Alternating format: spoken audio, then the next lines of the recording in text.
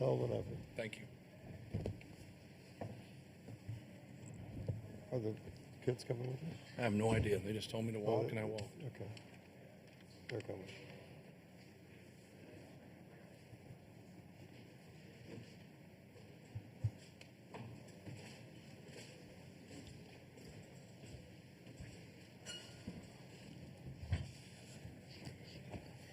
All right, we have been joined by Purdue, and Coach will ask you to make an opening statement, and then we'll go to questions for anybody up here on the dais. So, Coach? Yeah, really proud of our guys. I thought we had a great fight tonight and laid it all on the line. And I think that's the only thing you can ask, of your team, to go out there and give everything that they had. And I thought our guys did a great job. Houston was one play better than us. And I thought it was one of those games that, both teams deserved to win. Both teams competed hard and played. Just a good college basketball game. It's unfortunate. Obviously, we didn't win the basketball game, but, congratulations to Houston. They're a great team. Everybody knows how this tournament goes, but I think they have enough pieces to win it all. Obviously, they're a number one seed. Well coached, tough, competes, great on the glass. But proud of our guys. Proud of our guys for their commitment, their toughness, unselfishness, and just staying with it. I just told them in the locker room when we played Auburn before Christmas, there was a big separation between us and Auburn. And that's why you play Auburn. That's why you play the teams that are, that are that good. We've been that team before, and we're trying to climb back to get to that point, and we're really close to making that move again.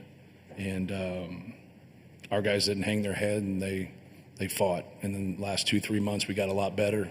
Had some rough patches, but we stayed with it. And I thought our execution was good tonight. I thought our effort was good. Probably had to get a couple more rebounds. But we got down 10 right there, and our guys hung tough and made some plays, made some shots, got some stops. And that's all you can ask. So just proud of our team. Questions, please. Raise your hand. We'll get a mic to you. Back here. Can I ask one for the player and a coach at the same time? Matt and Braden, can you guys both answer this about the defense that Samson Houston directed your way? Braden directed his way. They were doubling him all over the court. It seemed like they were just going to not let him do what he wanted to do, and he still had all those assists. Braden, we'll start with you. I mean, yeah, we knew going in that was their game plan. That's what they've been doing to teams. And my job is when they put two on the basketball, which they did the entire time, is to get it out of my hands. And I gave to Trey a lot, and Trey made a bunch of plays and leading assists or scoring, whatever, or I hit a shooter. And so, I mean, it's just part of my job, and we knew going in how they would guard it, so worked on it all week.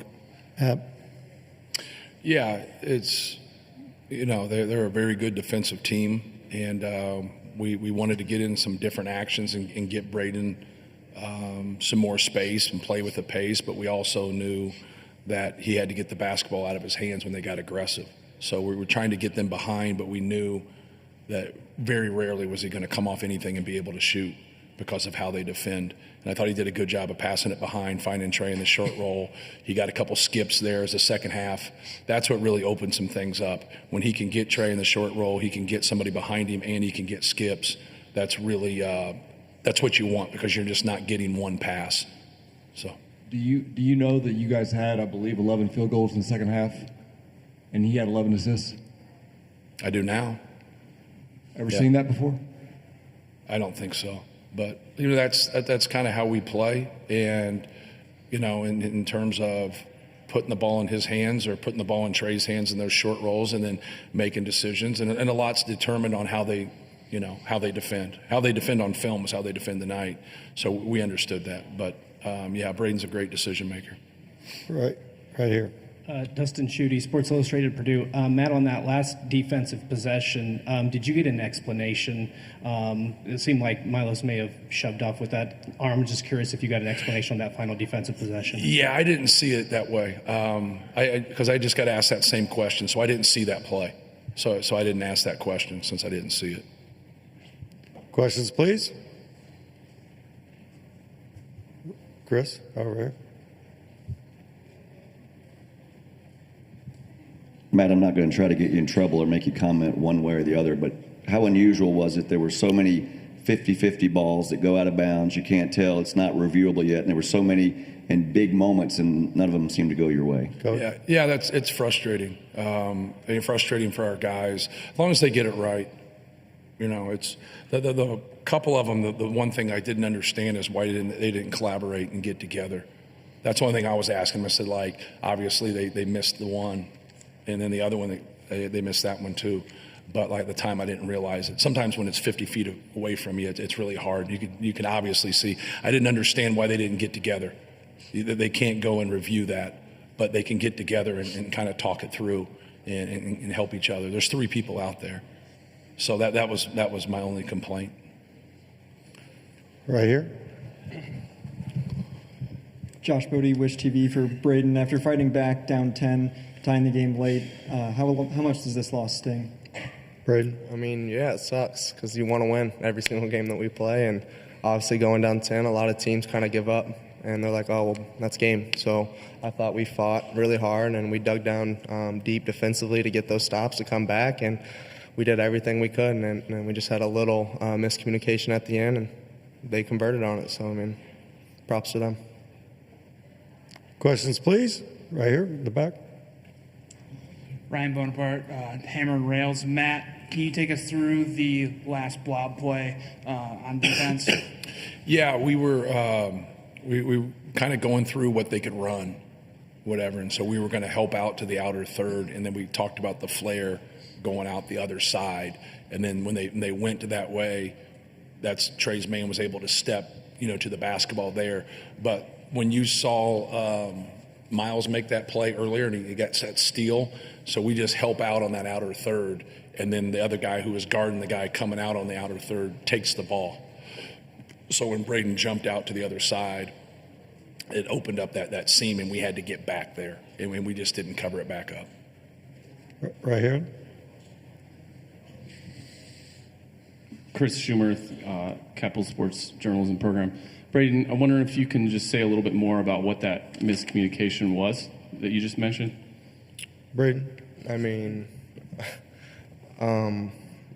we knew that they were going to come off a back screen and Cryer was going to get that shot in the corner. We've seen it in film and stuff. So I was just trying to take that away. And as we did that, CJ or whoever it was, we switch it and kind of he takes it and goes back to the ball, kind of like what Coach just explained with Miles where he got the steal. And I don't know. I mean, I could have stayed. I mean, there's a lot of different things that could have went into it. I just didn't want Cryer coming off and hitting that shot. Back here. Greg. Hey, for Trey and for Fletcher both, could you guys dealt with the defense differently? Trey in the post, obviously Fletcher on the perimeter, but just how physical was what you guys had to play through tonight? Trey. I mean, they're a super physical team. They have 3 or 4 bigs that they kind of just run in, and you can't call the fouls. And it's just kind of like, you got to just play through it. It's very tough. It's why they're the number 1 defense in the country. So I think they do a great job. Fletcher. They were just pretty physical throughout. Played good basketball. Questions, please. Right here. This one's for Matt, from Greg Braggs from Boilers in the Stands. Matt, at the end of the season, obviously you guys lose 6 and 9 before you get into tournament play. I know there was a mention I know you mentioned like some composure, team having to keep their composure. What did you think of the way the tournament went and how these guys were able to kind of collect themselves and play the way they did here these last 3 games? Yeah, I thought they were great. I thought their effort was great. I think sometimes when you don't shoot as well, you can't control that, right? You can only control like trying to get quality shots, and we have a lot of guys that can really shoot the basketball. But I thought our effort was great. We rebounded. We were like plus 38, I think, in our first 2 games on the glass, and our guys competed, and that's what you want. We had 2 really good wins. And then obviously it was, hard-fought game today. But they responded all year. And you're going to go through a tough stretch. If you don't, then you're winning 34, 35, 36 games. Like everybody goes through tough stretches, but our guys stayed with it and they kept competing and they kept playing. But I thought we played really well and competed. Like they emptied their tank in these games, and that's what you want to grow into. You would like to see that as a coach the whole season, and playing at that level. That's just not the way seasons unfold. You got to keep getting better. You got to keep improving. And like I said, I thought a good turning point for us was, Texas A&M and Auburn. Like at that point right there. Like a lot of people thought we overscheduled, but it's like you got to have a taste of it if you're not quite there. And we weren't quite there at that time. And you kind of see the improvements through the year, and just feel for our guys, because like I said, like they played well enough to win today. Time for a couple more. All right, seeing none. Thank you, Coach. Thank you, guys. Thank you.